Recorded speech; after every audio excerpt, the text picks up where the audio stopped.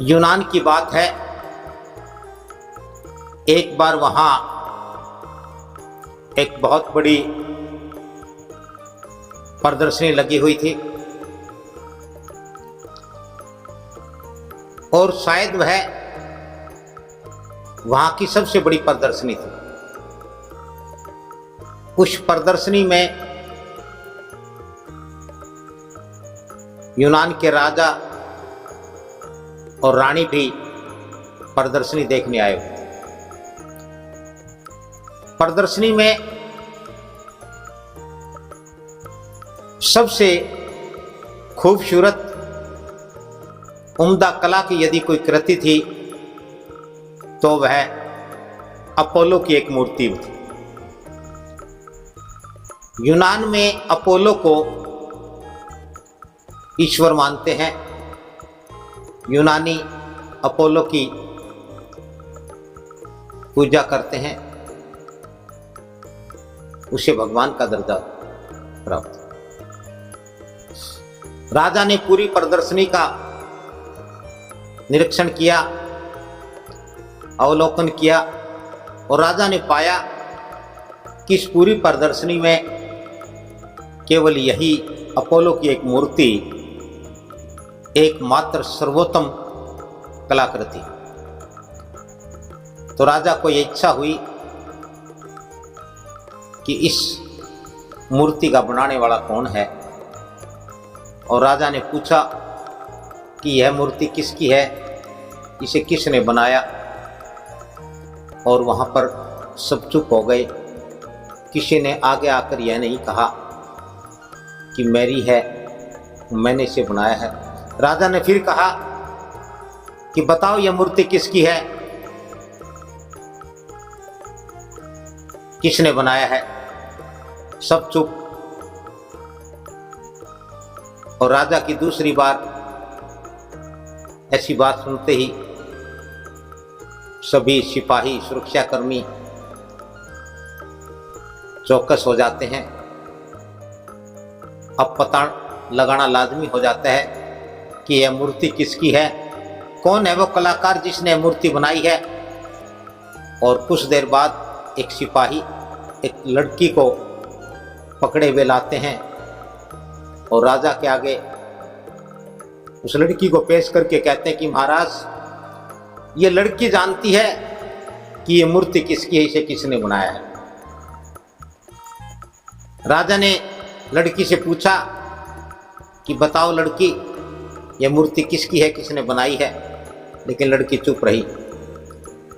राजा ने कई बार लड़की से जानना चाहा, पूछा, लेकिन लड़की चुप रही। लड़की डरी हुई, भयभीत रही।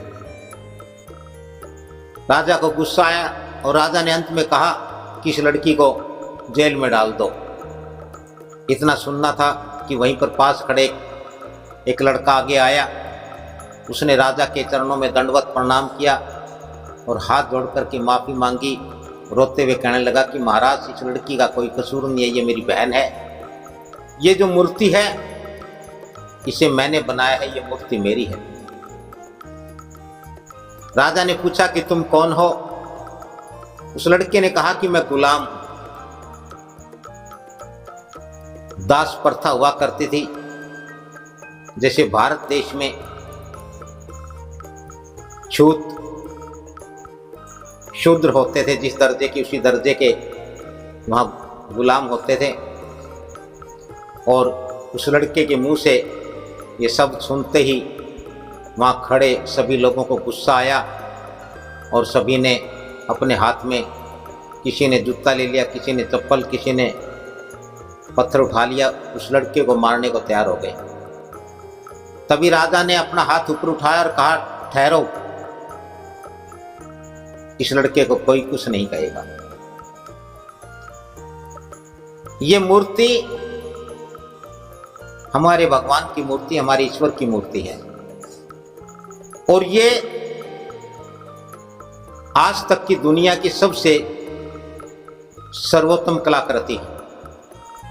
और ये मूर्ति यह कह रही है,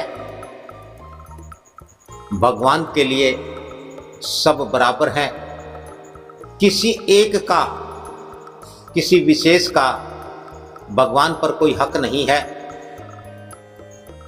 और राजा ने उस लड़के को अपने पास बुलाया, उसके सर पर हाथ रखा, उसकी पीठ थपथपाई और उसे ढेर सारा इनाम दिया, बड़ा उसका आदर मान किया। और राजा ने कहा कि आज से यह गुलाम नहीं, यह एक श्रेष्ठ कलाकार है और सभी इसका आदर करें। इस प्रकार से राजा की बात और उस मूर्ति की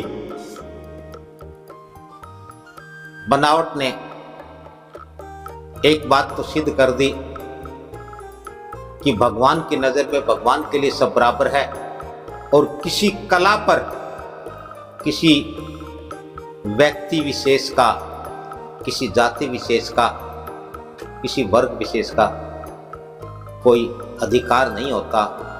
हर कोई कलाकार हो सकता है, सभी भगवान के।